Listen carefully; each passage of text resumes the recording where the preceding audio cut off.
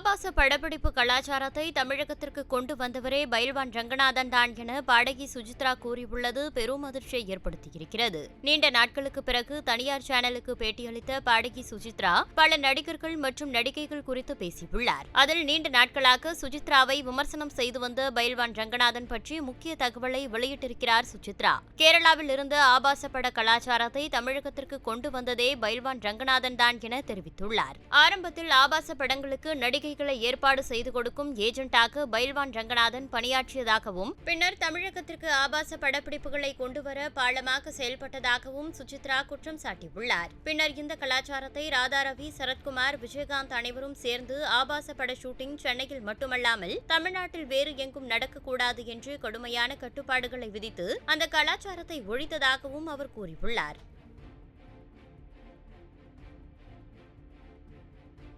செய்திகளை உள்ளது உள்ளபடி தெரிந்து கொள்ள ரெஃப்ளெக்ட் நியூஸை சப்ஸ்கிரைப் பண்ணுங்க.